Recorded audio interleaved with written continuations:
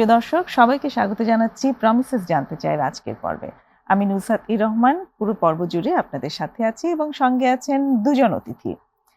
আজ আমাদের আলোচ্য বিষয় ডিটক্স নাকি রিহ্যাব, কোনটা আসল চিকিৎসা। আর এই বিষয়টি আলোচনা করবার জন্য স্টুডিওতে এসেছেন দুজন। আমাদের সাথে আছেন প্রমিসেস মেডিকেলের কেস ম্যানেজার এবং অ্যাডিকশন প্রফেশনাল আশিকা মাহবুব এবং একই সাথে আছেন অ্যাডিকশন কাউন্সিলর সাহির জামিল। দুজনকেই স্বাগতম আমাদের স্টুডিওতে। কেমন আছেন? আপনাকে? ভালো আছি, আপনি ভালো আছেন? হ্যাঁ, ভালো আছি। Thank you. আশিকা মাহবুব, আপনাকে আজকে আমরা প্রথম পেয়েছি, আর সাহির জামিলকে আমরা আগেও পেয়েছি বেশ কয়েকবার, এবং খুব চমৎকার আলোচনা আপনি আমাদের উপহার দিয়েছেন। আশা করি আজকেও আমাদের এই আলোচনা খুব চমৎকার হবে। তো আমি আজকে শুরুতে আশিকা মাহবুব আপনার কাছে আসি। এই যে আমরা যে বিষয়টি আজকে নির্ধারণ করেছি, ডিটক্স নাকি রিহ্যাব, আসল চিকিৎসা কোনটা। তো দুটো টার্ম, একটা হচ্ছে ডিটক্স এবং আরেকটা হচ্ছে রিহ্যাব। প্রথমে ডিটক্স টার্মটা সম্পর্কে আপনার কাছে জানতে চাই যে এটা দিয়ে কি মিন করা হচ্ছে। আচ্ছা, ডিটক্সটা আসলে বেসিক্যালি এটা একটা বডি থেকে টক্সিনটাকে দূর করার জন্য একটা মানে অ্যাডিকটিভ সাবস্টেন্সেস যেগুলো বডিতে থাকে, ওটা মেডিকেল সুপারভিশনে দূর করা আর কি। সেই টক্সিনগুলো যাতে বের হয়ে যায় বডি থেকে, এবং কোনো যাতে উইথড্রল মানে যেগুলো হয় একটা মানুষের ড্রাগ ছাড়ার সময়, সেই উইথড্রল এফেক্টগুলো যাতে ম্যানেজ করা যায়, ওরকম একটা প্রসেসটা হচ্ছে। একটা মানুষের তো যে আসক্ত মানুষ, সে আসলে শারীরিক, মানসিক, মানে সামাজিক অবস্থা সবকিছুই আসলে এফেক্টেড হয়ে যায়, খারাপ অবস্থা হয়ে যায়। সো প্রথম যেটা একটা ড্রাগ এডিক্ট মানুষ, প্রথম যেটা তার প্রয়োজন হয়, মানে যেটা সে ভাবতে পারে, সেটা হচ্ছে যে তার ফিজিক্যাল উইথড্রলটা, মানে সে ছাড়তে চাচ্ছে এরকম পর্যায়েও যদি সে থাকে মানসিকভাবে, সে আসলে পারে না।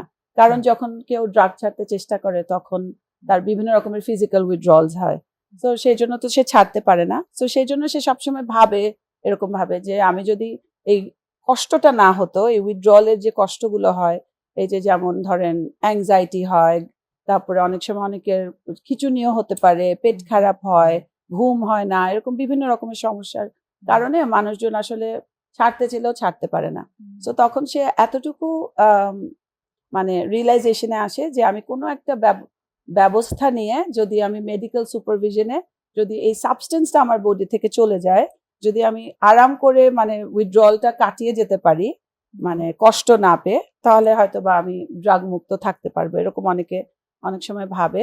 সো ওইরকম ধারণা থেকে ডিটক্সিফিকেশনটা সবাই অনেক সময় ডিসিশন নেয় যে আমি ডিটক্স করব। বাসাকেও বোঝায় যে আমাকে মানে ডিটক্সে পাঠাও, কারণ আমি তো ছাড়তে পারছি না, কারণ আমার উইথড্রল হয়, যদি আমি ডিটক্স করে আসি তাহলে আমি ভালো থাকতে পারবো।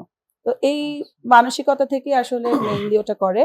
ওটা তো আসলে একটা শুধুমাত্র ফিজিক্যাল উইথড্রলটা যাচ্ছে, কিন্তু একটা আসক্ত মানুষ তো শুধু ফিজিক্যাল উইথড্রল থাকে না, তার আসলে বিভিন্ন মানসিকও অনেক রকমের সমস্যা দেখা দেয় যখন সে, কারণ ড্রাগটা হচ্ছে মানে মানুষটাকে শারীরিক এবং মানসিকভাবে অসুস্থ করে ফেলেছে, ডিপেন্ডেন্ট করে ফেলেছে। তো শুধুমাত্র তো শারীরিকটা না, সে মানসিক ভাবেও, সে যখন যেমন একটা ডাউনার ড্রাগ, যেমন ধরেন হেরোইন, কেউ যদি হেরোইন খেত একটা মানুষ, সে হেরোইন খাওয়া অবস্থায় তার যে অনুভূতিগুলো, সাধারণত উইথড্রল এফেক্টটা তার উল্টাটা হয়। তো ধরেন হেরোইনটা একটা ডিপ্রেসেন্ট, তো ওরকম একটা লো থাকে একটা মানুষ যখন হেরোইন খায়। তো হেরোইনটা যখন ছাড়তে চেষ্টা করে তখন দেখা যায় তার ঘুম হয় না, তার অ্যাংজাইটি হয়, হ্যাঁ, তার খিঁচুনি হতে পারে, তার পেট খারাপ হতে পারে, অনেক কষ্ট হয় আসলে। সো সে তো সেই জন্য ওই মানুষটা আর কি ছাড়তে পারে না। সো সে ভাবে যে ডিটক্স করে ওটা থেকে বের হয়ে যাব, তারপর আমি ছেড়ে দিব। কিন্তু আসলে এই রিহ্যাবিলিটেশনটা হচ্ছে গিয়ে যে একটা মানুষকে মানে নতুন ভাবে জীবন শুরু করতে হবে। সো পুনর্বাসন যেটাকে আমরা বলি, সো পুনর্বাসনে যেতে হবে আর কি। সো ওটার জন্য তো শুধুমাত্র ড্রাগ ছেড়ে ওভাবে থাকা যায় না যে শরীরে নাই আর আমি ছেড়ে দিলাম। তাকে তো জানতে হবে যে আমি কেন ড্রাগটা ইন দ্য ফার্স্ট প্লেস, আমি কেন ওই ড্রাগটা খাওয়া শুরু করেছিলাম, বা আমার আসলে মানসিকভাবে কতভাবে এফেক্টেড হয়েছে, এগুলো জানতে আসলে সময় লাগে। সো ওই প্রসেসটা, এটা একটা মানে আরো অনেক লং একটা, আর একটু দীর্ঘ সময় অ্যাকচুয়ালি রিহ্যাব। হ্যাঁ, তো রিহ্যাবটা সম্পর্কে যদি আপনার কাছ থেকে জানতে পারি।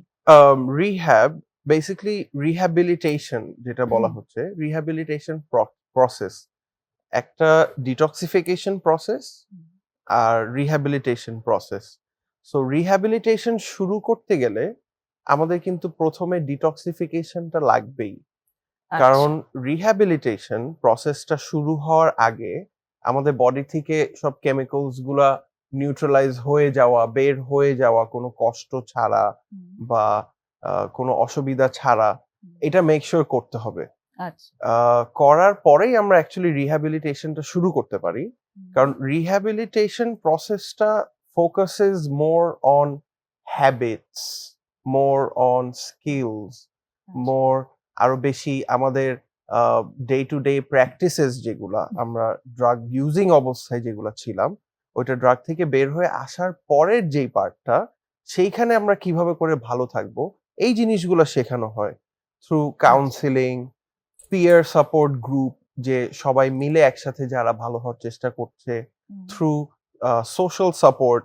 সো রিহ্যাবিলিটেশন প্রসেস আমাদেরকে যেগুলো শেখানো হচ্ছে সেগুলা ইজ ইভেন্চুয়ালি আমাদের যাতে রিল্যাপসটা আবার না হয়, যে আমরা ড্রাগের দিকে আবার না চলে যাই, এই প্রসেসটাই রিহ্যাবিলিটেশন। সো এইখানের মধ্যে আমাদের যেমন কাউন্সিলিং আছে, গ্রুপ কাউন্সিলিং হয়, গ্রুপ থেরাপি হয়, one on one face to phase one on one counselling হয়, ওয়ান অন ওয়ান থেরাপি হয়।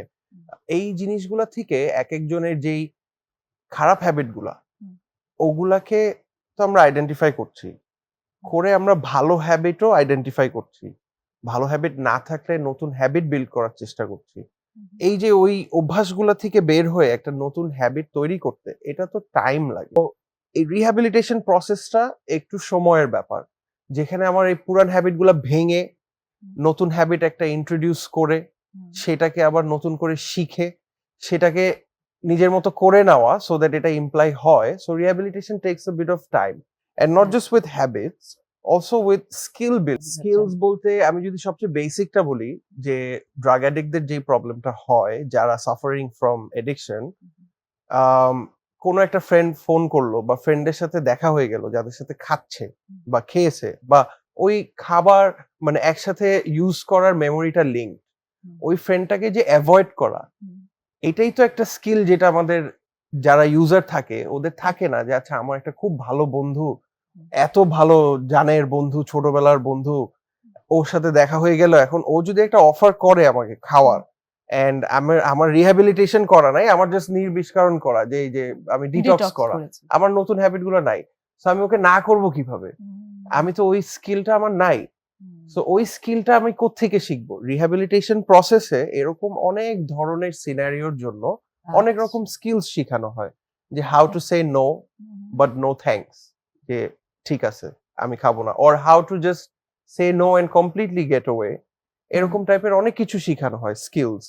সো এই স্কিলস গুলা ডেভেলপ করে করেই আস্তে আস্তে এগুলা ইমপ্লাই করে এগুলো আমাদের লাইফে প্র্যাকটিসে এনে তারপরেই অ্যাকচুয়ালি রিহ্যাবিলিটেট হওয়ার পরে ভালো থাকা যায়। সো আমার নাম সাহির জামিল, আমি প্রমিসেস মেডিকেল লিমিটেডে অ্যাডিকশন কাউন্সিলর।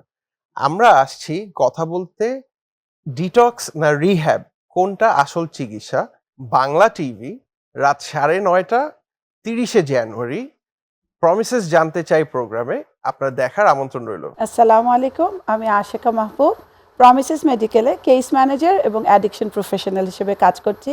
আমি আসছি আগামী 30শে জানুয়ারি রাত 9:30টায় বাংলা টিভিতে প্রমিসেস জানতে চাই অনুষ্ঠানে কথা বলবো ডিটক্স না রিহ্যাব কোনটা বেশি এফেক্টিভ সেই বিষয়ে। সবাইকে অনুষ্ঠান দেখার আমন্ত্রণ রইল।